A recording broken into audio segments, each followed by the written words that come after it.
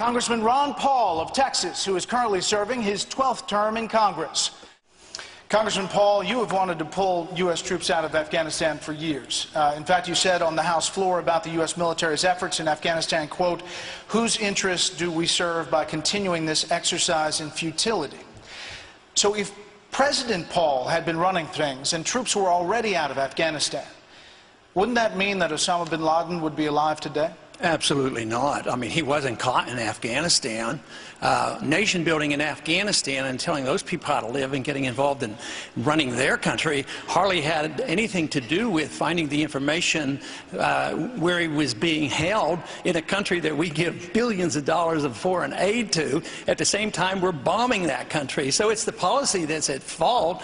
No, not having the troops in Afghanistan wouldn't have hurt. But we went to Afghanistan to get him, and he hasn't been there. Now that he's killed, boy, it is a wonderful time for this country now to reassess it and get the troops out of Afghanistan and end that war that hasn't helped us and hasn't helped anybody in the Middle East.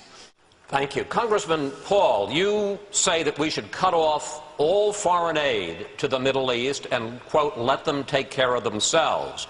You say the prison at Guantanamo should be closed, that the detainees there have not been given due process. Governor Pawlenty said a couple of months ago that bullies respect strength, not weakness. Is Governor Pawlenty wrong? Well, I think strength is good, but you have to have strength in doing the right things.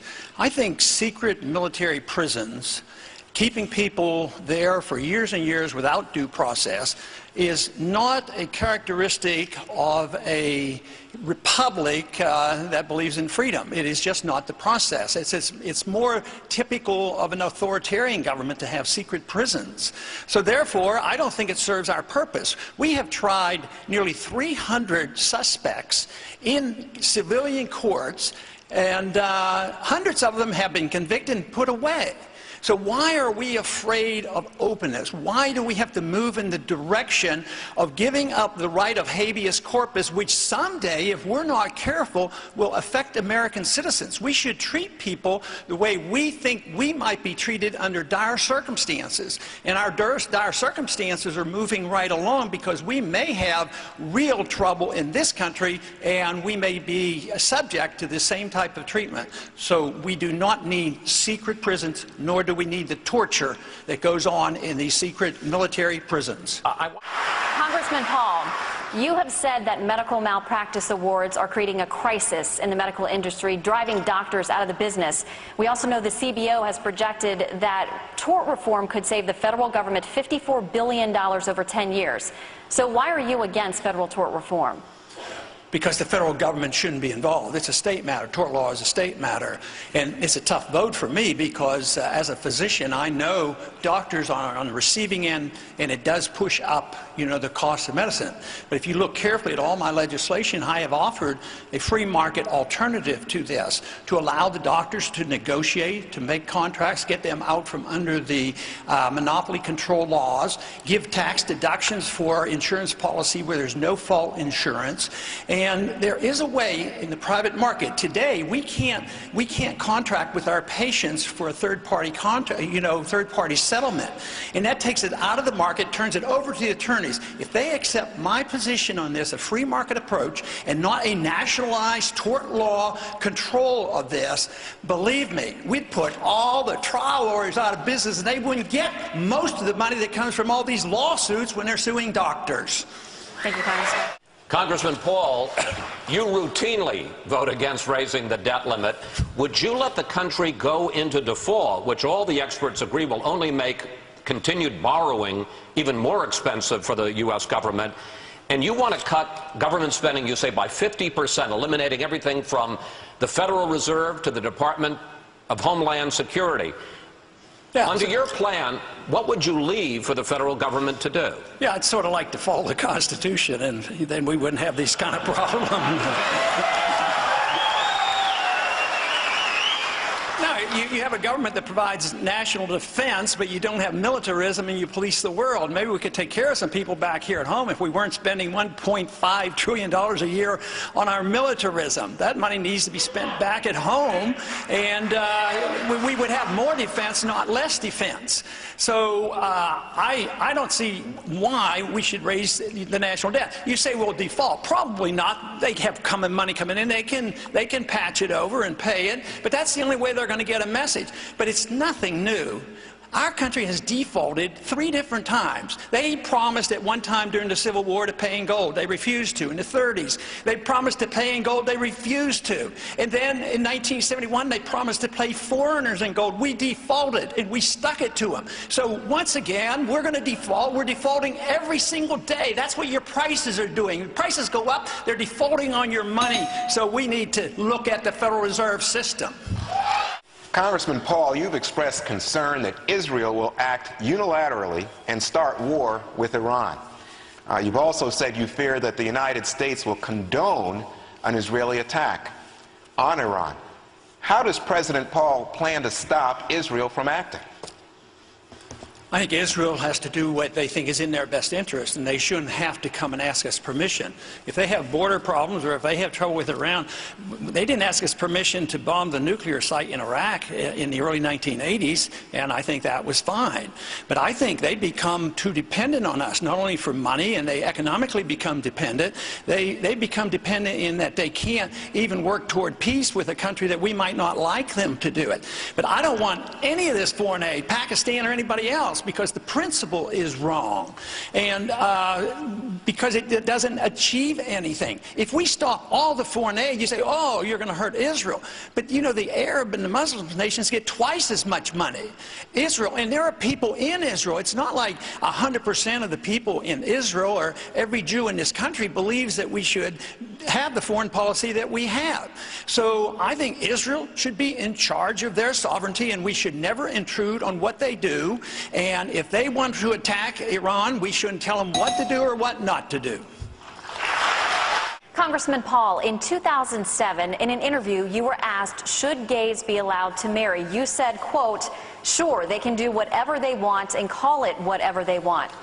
Are you advocating legalizing gay marriage in this country? Well, matter of fact, I spent a whole chapter in a new book I've written on marriage. And I think it's very important, and seeing that I've been married for 53, 54 years now.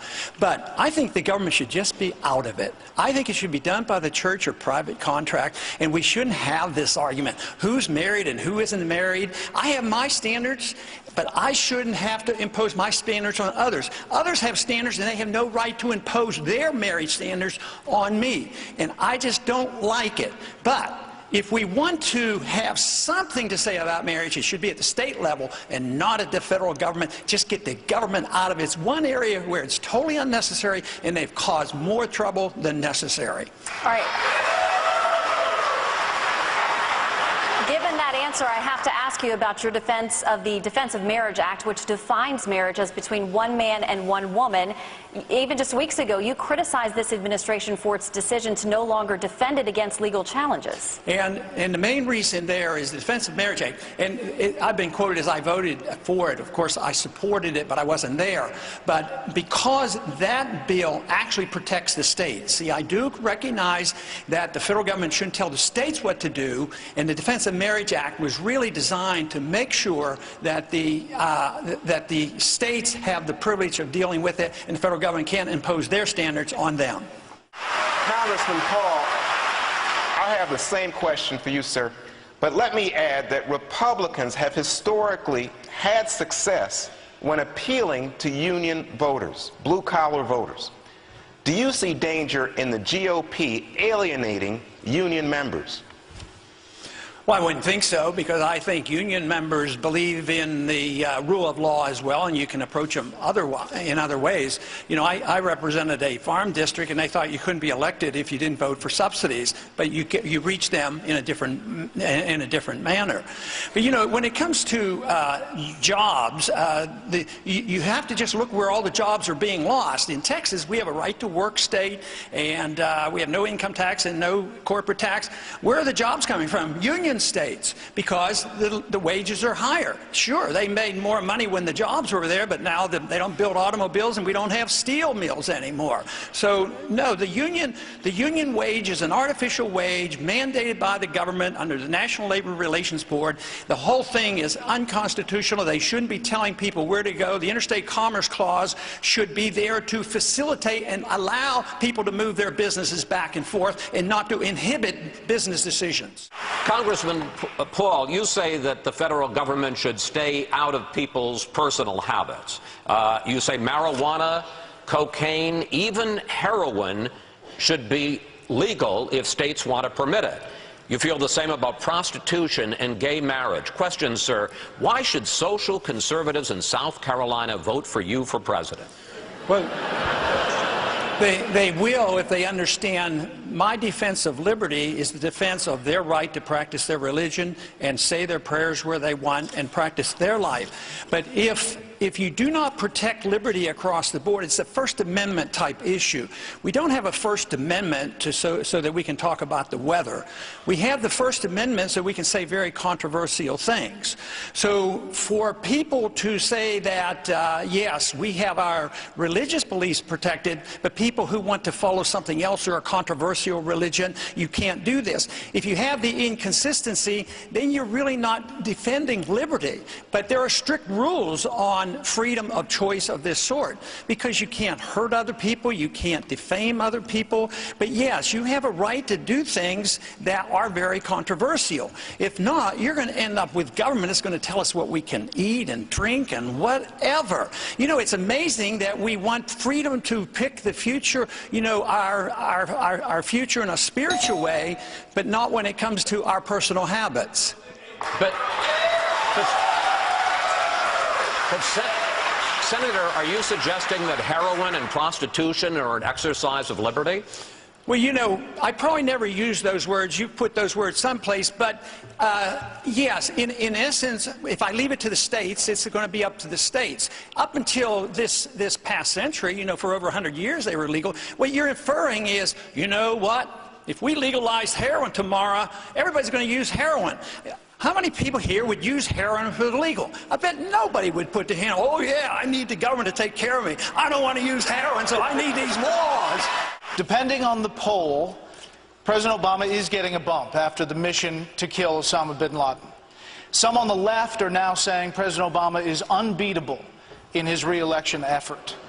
Why are those pundits on the left wrong, and what is his biggest vulnerability? Congressman Paul. His biggest vulnerability will be the economy and high prices. He hasn't dealt with that because he doesn't understand the business cycle, as so many others don't. So the economy will be the big issue. My theory is that people vote from their bellies because it's whether they're hungry or not or have jobs and need things. That's why people vote. And we're in big trouble. Prices are going up. Unemployment is continuing to go up. And we have not had the necessary correction for the financial bubble created by our Federal Reserve System. And until you allow the correction and the liquidation of debt, you can't have growth. Congressman Paul, a lot of folks consider you the founding father of the Tea Party movement. Now Congresswoman Michelle Bachmann has founded and heads up the Tea Party caucus in the House. Has she eclipsed you? Well, she's not here tonight, so she hasn't quite done that.